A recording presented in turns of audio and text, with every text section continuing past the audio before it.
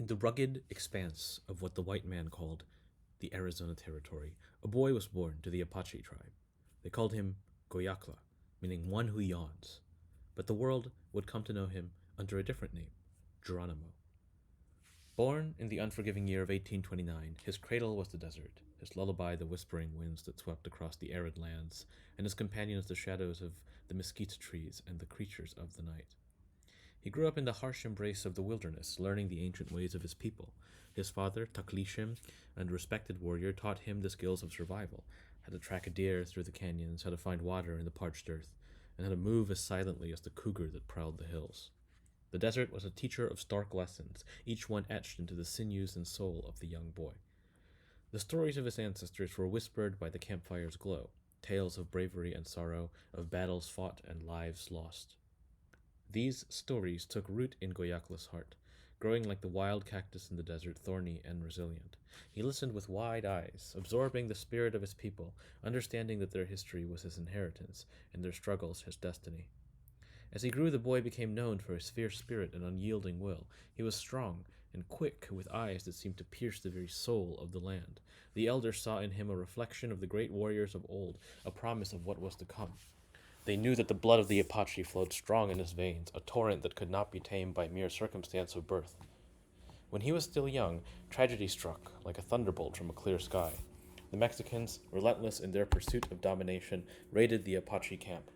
Oyakla returned to find his family slain, their bodies broken, their spirits departed.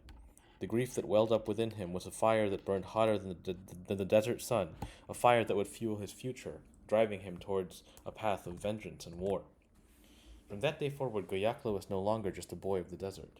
He became Geronimo, a name that would be spoken with both reverence and fear. His heart was hardened by the loss, his resolve tempered by the need for justice. He vowed to protect his people, to honor the memory of his family, and to fight against those who sought to destroy their way of life. In the twilight of the desert, under the vast expanse of the starlit sky, Geronimo's journey began. He was a man forged by the land, his spirit as unyielding as the mountains that towered over the horizon, his soul as restless as the wind that whispered through the canyons. And so, with the weight of his people's history upon his shoulders and the fire of vengeance burning in his heart, Geronimo stepped into the legend that he would become. The winds of the desert sang of retribution as Geronimo, once a boy shaped by sorrow, grew into a warrior whose name would echo through the canyons. His path was one carved by blood and fire, a relentless pursuit of justice for the fallen. The land itself seemed to bend to his will, offering its secret and strength to the one who bore the scars of its trials. Geronimo's raids against the Mexicans were ferocious. They showed the fury that fueled him. He led his warriors with a cunning that outwitted his enemies and a bravery that inspired his people. The white settlers and soldiers who encroached upon Apache lands soon learned to fear the specter of this relentless warrior. His attacks were swift and brutal, like the lightning strikes that split the desert sky, and his escapes were as elusive as the mirages that danced on the horizon. But there was another tide coming, the encroaching U.S. Army, which was an ever-present shadow. The Bluecoats, as the Apaches called them, sought to confine Geronimo and his people to the reservations, to tame the untamable spirit of the desert. The clashes were inevitable and many, each one a battle for the soul of a land that had known only freedom under the watchful eyes of the Apache. In 1876, they captured Geronimo, and they sent him to the San Carlos Reservation, a barren place that seemed to mock the very essence of the Apache spirit. But Geronimo was not a man to be caged. He escaped, leading his people into the wild once more, living off the land that had always provided, always protected. For years he defied the might of the U.S. government, his band slipping through the fingers of those who sought to contain him. The pursuit was relentless. The soldiers hunted him across the deserts and mountains, but Geronimo knew the land better than any map could show. His knowledge was born of necessity and honed by survival, every rock and crevice a part of his being. The chase wore on, year after year, a testament to the unyielding will of both sides. In 1886, surrounded and outnumbered, the end seemed inevitable. The toll of constant warfare had wearied his people, and Geronimo, seeing the suffering of those he led, made a fateful decision. He surrendered to General Nelson Miles, his head held high, his spirit unbroken.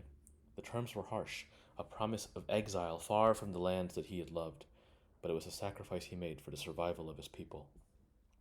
They took him first to Florida, and then to Alabama, and finally to Fort Sill in Oklahoma.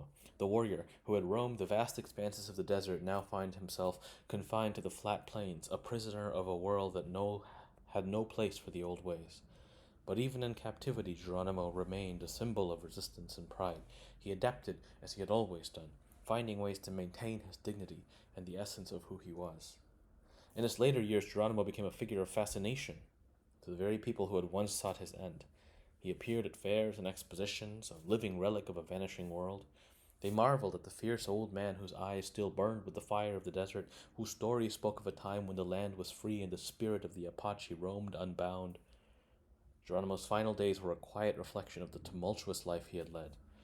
In 1909, he fell ill after a fall from his horse, a reminder that even the strongest warriors are not immune to the passage of time.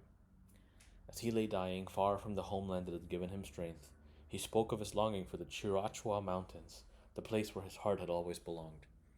And so the spirit of Geronimo passed into legend, a whisper on the wind that still sweeps across the deserts and mountains of the American Southwest.